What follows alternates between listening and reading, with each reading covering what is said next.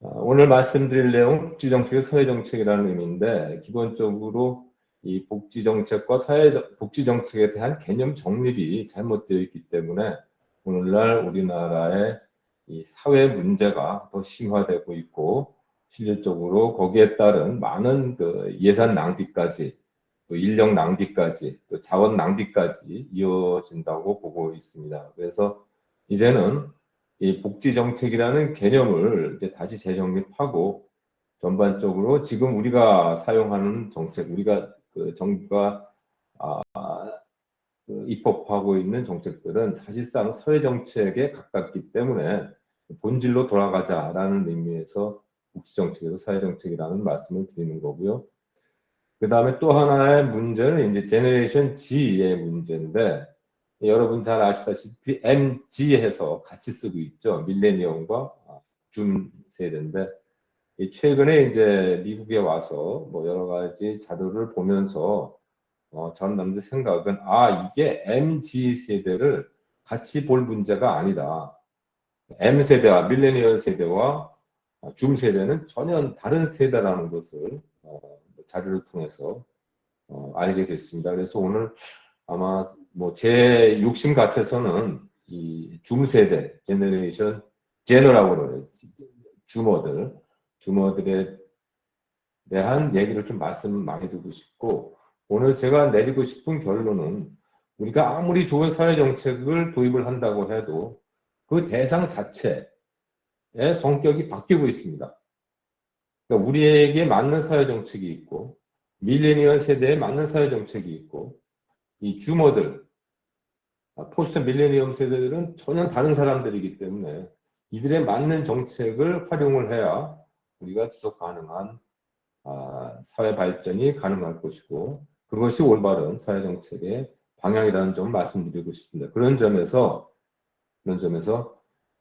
앞으로 우리가 도입해야 할 사회 정책은 기존의 사회 정책이 아니라 정말 그레이트 트랜스포메이션. 여기서 그레이스라는 의미는 크다는 의미보다는 위대한 전환을 우리가 이뤄내야 된다는 그러한 각성을 촉구하는 의미의 발제라고 봐주시면 되겠습니다. 그래서 서론에서는 복지정책과 사회정책에서 말씀을 드릴 거고요. 현황에 대해서는 그동안에 우리가 인식하고 있는 문재인 정부의 관점들을 좀 비판적으로 살펴보도록 하겠습니다. 그리고 사회정책 플랫폼은 그동안에 우리 그 한선재단에서 공유하고 있는 내용들을 다시 한번 정리를 하겠습니다. 그리고 왜 그레이트 트랜스포메이션이 필요한 것에 대한 말씀을 드리고, 앞으로 우리가 고민해야 될 것은 성과다, 행태적인 결과다라는 점을 결론으로 맺도록 하겠습니다. 텍스나 분류에 관련된 문제인데, 사실은 복지 제도는 빈곤층을 위한 제도죠. 그리고 조세를 통한 제도입니다. 그러니까 현재 우리 복지제도에 많은 비중을 차지하고 있는 사회보험은 사실 복지제도가 아니다, 이렇게 말씀드릴 수 있고요. 이것은 따로 복지라는 말을 쓰지 말고 사회안전망이라는 말로 대체를 해야 될 것이다, 이렇게 보고 있습니다. 그래서 이미 이제 우리는 뭐 세계에서 두드러지는 사회안전망을 저는 갖고 있다고 보고요. 문제는 이제 그 운영에 대한 문제고, 그것이 우리 사회에 미치는 결과인데, 오히려 이러한 소셜 시큐리티 시스템이 우리 사회를 오히려 후진시키는 요소들이 굉장히 많기 때문에 이 부분을 개혁하지 않으면 안 된다라는 말씀을 드리고 싶고요. 물론 이것도 역시 그 그레이트 트랜스포메이션 관점에서 볼 필요가 있다 하는 말씀을 드립니다. 그러니까 그동안의 사회보장 제도는 단순히 그 개수 중심의 뭐 보험료를 올린다든지 혹은 급여 수준을 확대하든지 이런 문제가 아니라, 완전히 시스템을 완전히 바꾸지 않으면 더 이상 지속 가능하지 않다는 말씀을 드릴 수가 있고요.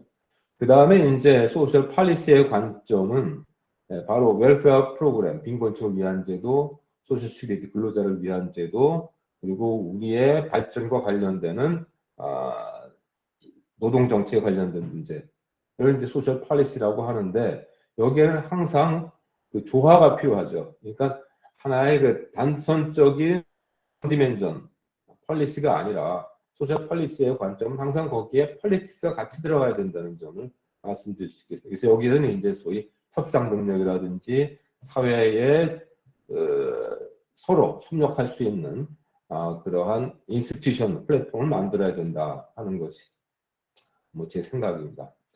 또 하나의 관점은 이제 리버럴리즘에 대한 얘기인데요. 바로 이 리버럴리즘은 진보 이렇게 좌파들의 생각인데 사실은 우파의 기본 개념이라는 거예요. 그래서 이 리버럴리즘의 개념은 사실은 웰페어 폴리시나 소셜 폴리시나 혹은 뭐 이러한 소셜 시큐리티 이 세 가지 문제를 전부 다 총괄하는 기본적인 개념입니다.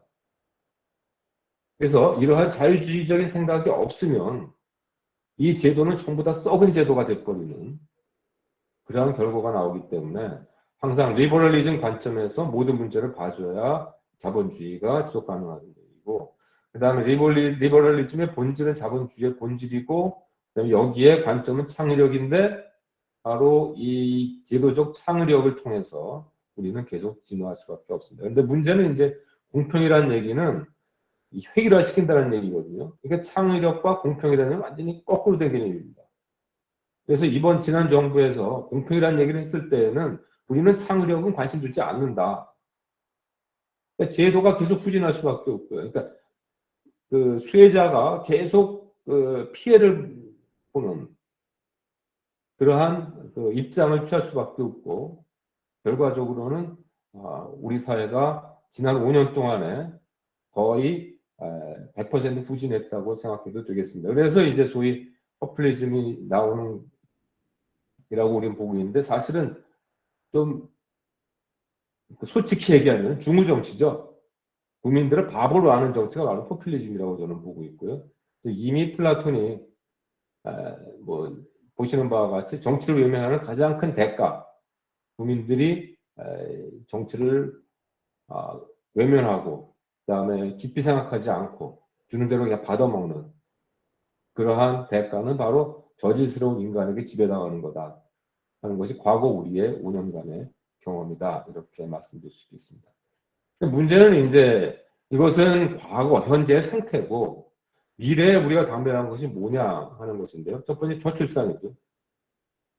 청년층의 최근에 일론 머스크가 cease to exist, 정확한 표현입니다. 일본은 없어진다. 한국은 더 빨리 없어질 수도 있다.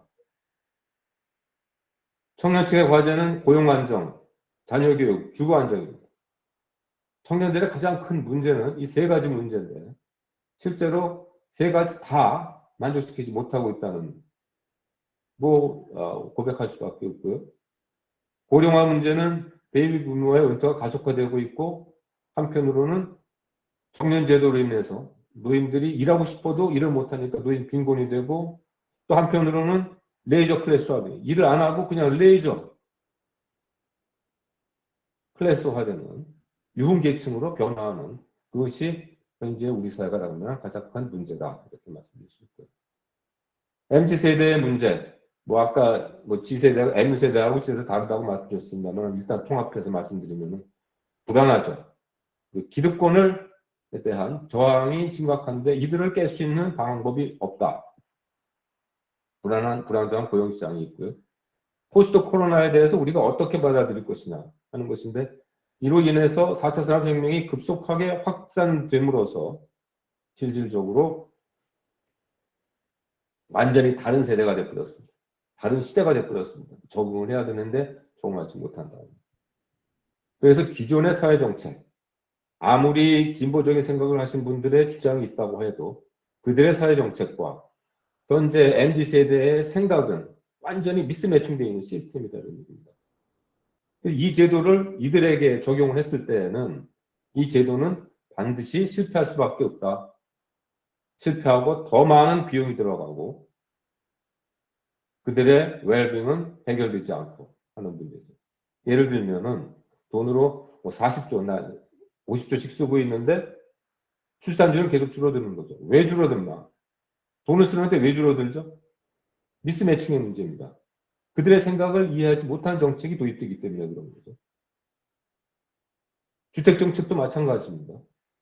주택정책 계속 수많은 방법으로, 기존의 방법으로 계속 문제를 해결해 나가는데 오히려 더 주택 문제가 심각해지고 있죠. 왜 그런가? 그 대상자들을 정확히 이해하지 못하기 때문에 생긴 문제입니다.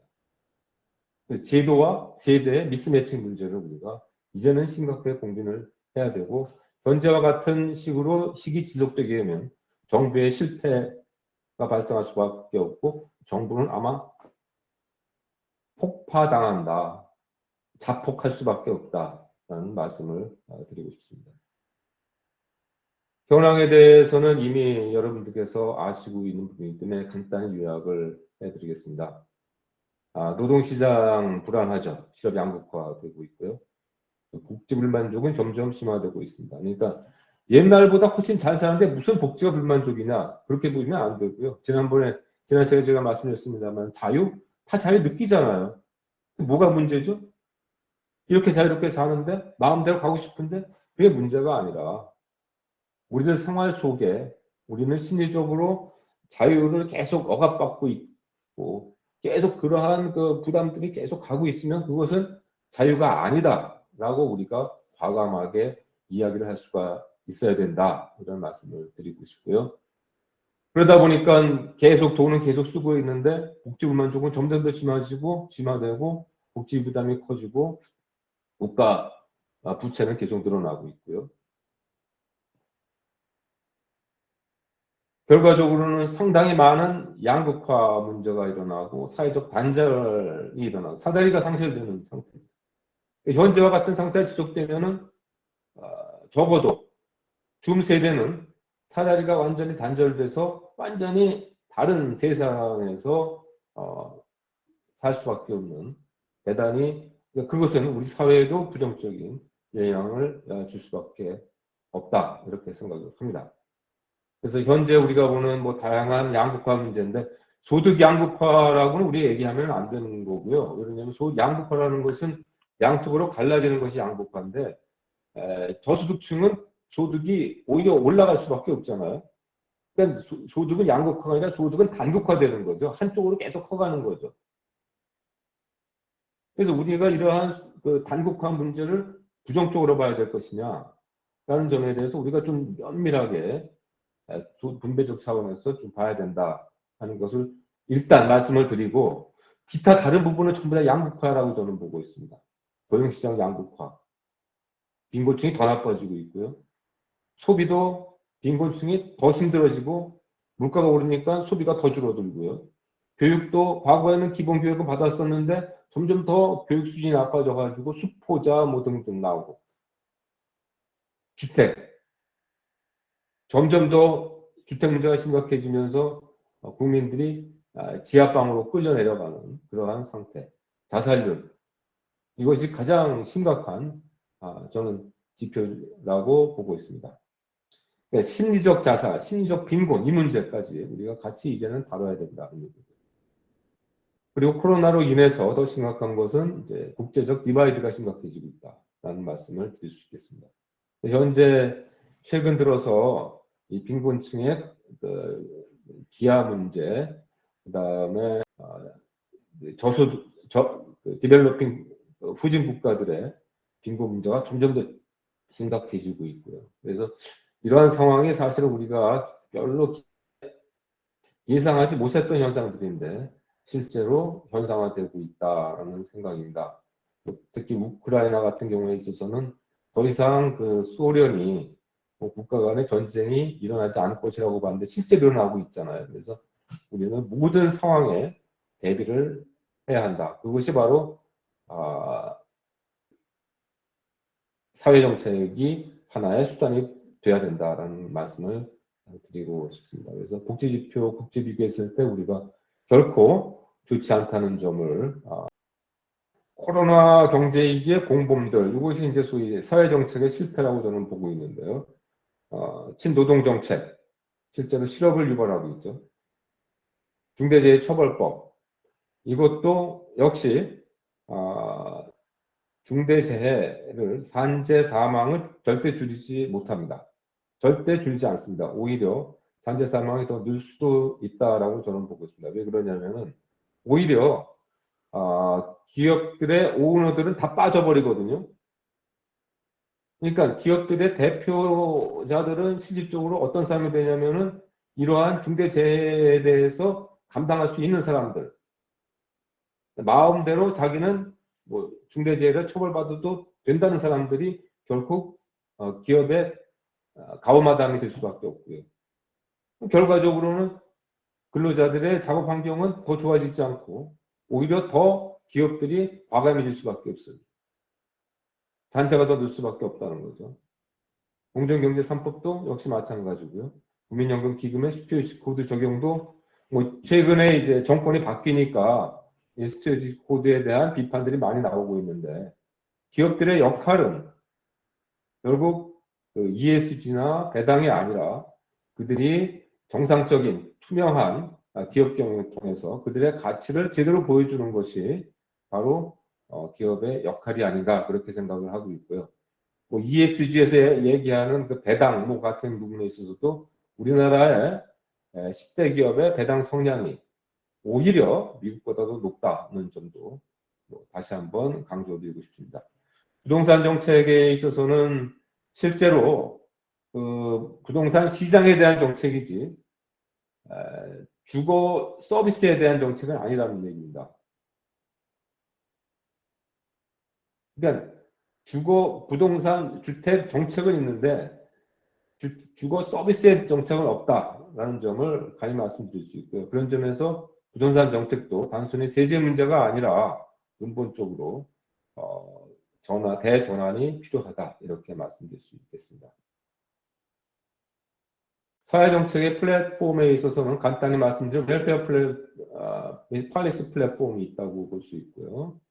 이것은 이제 생활보호법에서 기초생활보장법으로 전환이 되고 최근 들어서는 소득 기준으로 차등 지원을 하고 있는데 문제는 이 빈곤 정책의 문제는 사실은 과거에는 단순히 공부 못했다, 뭐 출신이 비천하다, 뭐 그래서 빈곤한 문제인데 그것이 아니라는 거죠. 열심히 난 노력했어요. 그런데 실제로 따라가지 못해서 생기는 랩트 비하인드가 빈곤 정책의 원인입니다. 빈곤의 원인도 다양하죠. 내가 아무리 잘 살아도 집안에 환자 생기면은 바로 빈곤의 나락으로 떨어지는 것이 현실입니다. 뭐 이와 같은 문제들을 우리가 근본적으로 다뤄야 되는데 실질적으로 현재 웰페어 폴리시로서는 빈곤 문제를 해결하지 못하는 것이 안타깝다 이렇게 말씀드릴 수 있겠습니다. 사회 안전망에 있어서도 다른 나라에서 그 도입하지 못하고 있는 제도들까지 사실은 다 도입을 하고 있다고 저는 보고 있습니다. 목적 자체는 근로자들 중심으로 한 사회적 위험, 그다음에 기본생활의 보장, 사회적 위험에 대한 기회 보장 뭐 등등에 관련된 요소인데 현황에 있어서는 이것이 빈곤 정책으로 잘못 활용되고 있다는 겁니다. 소득 제한의 수단이 되고 있고 구조적 재정 적자로 해가지고 세대 간 갈등이 더 심화되고 있고 특히 평균 수명이 늘어나는 데 있어서 롱지비티 리스크를 전혀 해결하지 못하고 있습니다. 고용보험이 도입이 되면은 실업자가 줄어야 되는데 실업자가 더 늘고 있고요. 국민연금이 도입이 되면 노후 안정이 더 보장이 돼야 되는데 오히려 국민연금에 대해서 기피를 하고 개인연금이라든지 기업연금을 더 신뢰하는 이러한 문제들은 대표적인 제도적 모순이다 이렇게 말씀드릴 수 있겠습니다.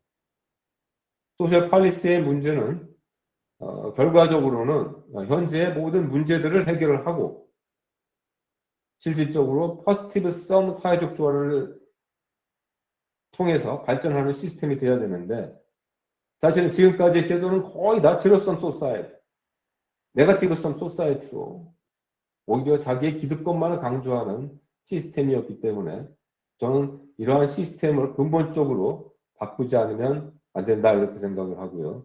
최근 들어서 뭐 아주 고전적인 이야기입니다만은 최근 들어서 이제 이 정보가 또 혹은 상당히 측정 가능한 수준 또 정보가 상당히 공유될 수 있는 수준이기 때문에 칼도 힉스 컴펜세이션 프린시플을 도입하자 해야 된다라는 그러한 주장들이 힘을 얻기 시작하는 것을 뭐 좀 느끼고 있습니다. 예를 들면 카카오 택시가 자기의 라이센스를 받기 위해서 택시 기사에게 보조금을 준다든지 택시 기사들을 실제로 직접 고용을 한다든지 하는 문제들은 바로 이러한 카르보 힉스 컴펜세이션 프린시플의 일부라고 생각이 듭니다. 그래서 결과적으로는 과정에서 성과 중심으로 바뀌게 되고 특히 과정보다는 이념, 철학 뭐 이런 것보다는 인스턴스, 결과가 어떻게 되느냐 뭐 덩샤오핑이 얘기하는 흥묘 백묘의 문제로 우리 사회가 가야 된다라는 말씀을 드릴 수 있겠습니다. 그래서 뭐 많이 보여드리는 이러한 그 복지 네트워크가 있고 사실은 여기에서 보시는 이 부분을 확대시키면 자동적으로 안에 있는 마름모가 계속 확대되겠죠. 근데 지금 우리나라는 이 외곽 마름모가 점점 줄어들고 있고 거꾸로 안에 있는 마름모들이 거꾸로 되어가는 이러한 현상들이 나타나고 있습니다. 결과적으로는 이 그림에서만 봐도 우리나라 재정은 지속 가능하지 않다라는 말씀을 드릴 수밖에 없습니다. 그래서 소위 M세대와 G세대 사회의 구조개혁이 필요하다는 말씀을 드렸고 이 부분이 결국 사회정책의 목표가 되어야 될 것이고 서로 협조할 수 있는 시스템이 되어야 된다 이런 말씀을 드릴 수 있겠습니다. 근데 그렇다면 왜 이 그레이트 트랜스포메이션이 필요한가라는 말씀을 드리고 싶은데요. 이 말은 이 제너레이션 G에 대한 말을 먼저 드리고 싶은데요. 이 세대는 95년생 이후입니다. 이 사람은 어떤 사람들이냐면 무제한 정보와 디지털 세계에서 무제한 연결된 세대입니다. 날 때부터 그렇습니다. 교육받을 때부터 그렇습니다. 그래서 인터넷이 없었던 우리 세대 혹은 밀레니엄 세대 어렸을 때 전혀 다른 세대로 기성세대의 가이드 없이 스스로 자라난 세대입니다. 우리가 전혀 다른 신인류라고 보시면 될 것 같고요. 그래서 문제는 이제 이들의 특성이 코비드-19로 인해서 가속화됐고 이들이 진정한 디지털 에이지들이다. 이렇게 말씀드릴 수 있겠습니다. 그래서 우리 사회가 이제는 그들을 끌고 가는 게 아니라 그들이 하자는 대로 따라가야 되는 것이 그것이 오히려 우리 사회가 발전하는 방향이라고 말씀드릴 수가 있고요. 최근에 여러분들에게 권하고 싶은 책입니다. 이 가츠는 저희 노동경제학하는 가츠가 아니고요. 스탠포드 교수고요. 그리고 이분들이 이제 2017년부터 이 세계 대학의 120명 학생들을 모아서 심층 분석하고 제안을 한 내용이고요. 그리고 샘 길이라는 분은 아마 플로리다의 non-profit 오가니제이션을 운영하시는 분이고 나이트 파운데이션은 뭐 여러분들이 잘 아시는 파운데이션입니다. 어떤 사람들이냐? 셀프 드라이버들이에요. 스스로 커온 사람들이에요. 아무도 그들에게 우리가 가르쳐 준 적이 없습니다. 이들이 이기적인 사람이 아니고 이 사람들은 굉장히 남들을 생각하는 사람들입니다. 우리가 생각하는 것과 전혀 다른 젊은이들입니다. 두 번째는 이들은 커뮤니티를 굉장히 소중히 하는 사람들입니다. 자기와 커뮤니티가 일치되는 거예요. 그래서 나의 문제는 커뮤니티의 문제예요. 커뮤니티의 문제는 나의 문제예요. 거기에 돈을 쓰는 사람들입니다. 다음, 다이버스 유닉 커뮤니티. 지금 소위 이제 차별금지법 뭐 등등 나오고 있는데 물론 그것과 거기에 도서 조항들이 있는 건 사실인데요. 우리가 이것을 우리가 이거 안 되는데 이렇게 얘기할 것이 아니고 이거 뭐가 문제가 있는지 어떤 식으로 봐야 되는 것인가를 좀 봐야 될 것 같습니다. 이 사람들은 그러한 커뮤니티에 힘을 쓰는 사람들입니다. 동정심을 가지고 있는 사람들이에요. 모든 사람들이 잘 살아야 된다고 믿는 사람들입니다. 같은 권리를 가져야 된다고 생각하는 사람들이에요. 그 사람들도. 우리는 차별하잖아요. 그럼 안 된다는 사람들이에요. 오리언서트라는 것은 저희가 참 고민을 했는데 이게 진실성 뭐 이런 의미거든요. 근데 우리말로 진실이란 말로 표현이 안 되는 것 같고요. 정말 마음에 나오는 진심 그거를 굉장히 중요시하는 사람들입니다. 그래서 이걸 단적으로 한번 표현을 해봤는데, 만약 당신이 한 사실에 대해서 나를 사기칠 거면 사기치기 때문에 나는 당신을 아무리 좋은 말을 해도 아무리 진실된 말은 나는 당신을 믿을 수가 없습니다. 이게 진실입니다. 이 사람들에게는 절대 거짓말을 하면 안 돼요. 한번 거짓말하고 넘어가겠지? 이 사람은 그다음부터는 완전히 모든 일에 대해서 다 당신들이 하는 건 거짓말이라고 부인하는 사람들입니다. 다음은 이 사람들은 굉장히 그 뭐라 그럴까요? 그 협조적이고 굉장히 협조적인 사람들입니다. 그 집단의 속성이 강하고요. 그리고 그 명예, 자신이 속한 집단을 보호하는데 굉장히 많은 신경을 쓰는 사람들입니다. 굉장히 코퍼레이티브한. 이게 왜 생기냐면은 그 인터넷 시스템, 월드와이드 웹이 그렇게 만든 거예요. 세계적으로 다 돌리잖아요. 다 협조하잖아요. 협조해야 모든 일이 된단 말이죠. 10가지인데요. 뭐 간략하게 더 나아가도록 하겠습니다. 컨센슈얼 모델 리더십이에요. 이 사람들은 독주하는 리더를 인정하지 못합니다. 모든 사람들이 공유해야 리더십을 인정을 해줍니다. 리더십은 잠시적일 수도 있어요. 돌아가면서 하는 리더십도 이 사람들은 인정을 합니다. 당사자들이 이해하는 컨센슈얼했는데 서로 이해하는 리더십을 이 사람들은 존중한다 이런 얘기죠. 그다음 모듈러 스트럭처에 관심이 많다. 플루이드 스트럭처. 모듈이라는 것은 여러 가지 옵션이 있으면 그 중에 자기가 꼽아서 쓰는 그러한 구조들에 오리엔트되어 있습니다. 그 구조는 계속 변화합니다. 지금처럼 우리가 한 가지 당신은 보험료 10%, 5%, 9% 내세요. 당신은 무조건 건강보험 가입하세요. 이 문제가 아니고 여러 가지 옵션을 주고 당신은 그중에 제일 좋은 거를 고르세요. 이렇게 해야 이 사람들은 따라오는 사람들이라는 얘기죠. 다음은 과거에 대해서 디스일루전. 과거에는 굉장히 비관적인 그런 사람들. 자기들이 부모보다 잘 살 수 없다는 것을 잘 알고 있어요. 잘 알고 있습니다. 돈 버는 게 이들의 관심이 아닙니다. 사실은. 기후변화, 그 다음에 인종차별, 불공정, 총기 뭐 이런 데에 더 그런 문제들이 바꿔져야 된다고 생각하는 사람들입니다. 돈이 문제가 아니라는 거죠. 그리고 한편으로는 또 한편으로는 이 굉장히 신랄한 유머를 좀 그 통렬한 비판 이런 것들에 대해서 문화에 대한 통렬한 비판 이런 것에 대해 굉장히 관심이 많다. 또 자기들끼리 웃는 것 이러한 휴머를 통해서 그리고 자기들의 그 커뮤니티에 대한 소속감을 확산시키는 거. 그러니까 우리 개인들이 굉장히 개인주의적이라고 생각을 하고 있는데 사실 이 세대들은 굉장히 커뮤니티의 소속감이 굉장히 강하고 자기들끼리 협조하고 뭔가 만들어내는 것에 대해서 굉장히 깊은 관심이 있다. 뭐 이렇게 말씀드릴 수 있겠습니다. 그리고 뭐 많은 내용들이 포함이 되어 있는데요.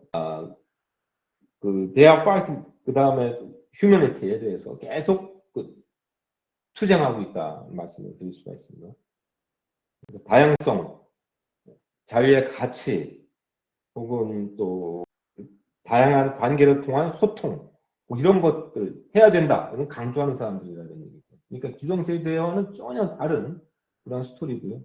거꾸로 또 한편 얘기하면은 아주 단적인 얘기가 뭐냐면 가족은 자기의 친구예요.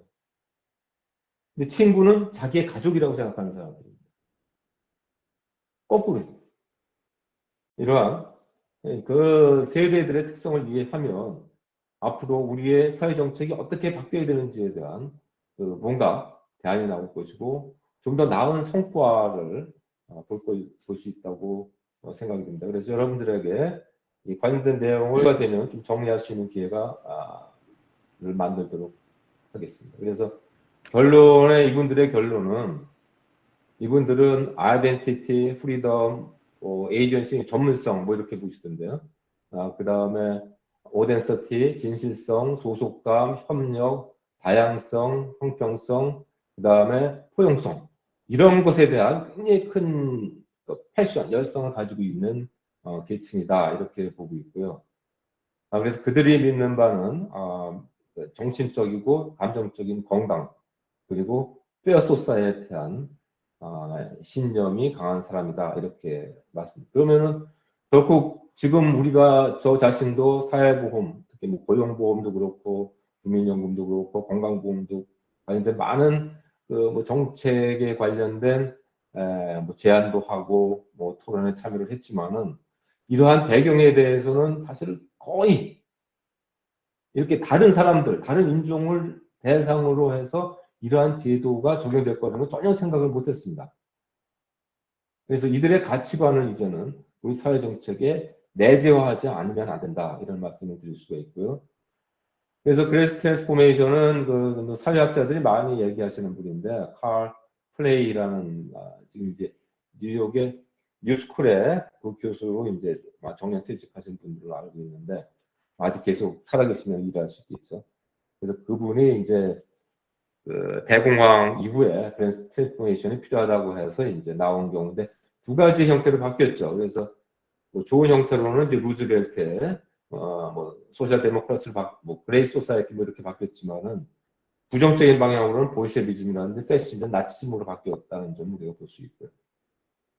또 하나는 그 사회주의인 관점에서 그 퍼퓰리즘 팬데믹 이후에 어떤 문제가 발생할 것인지에 관련된 논의인데 앞으로 아마 신주의자율과 쇠퇴하고 포퓰리즘은 더 심화될 수밖에 없다.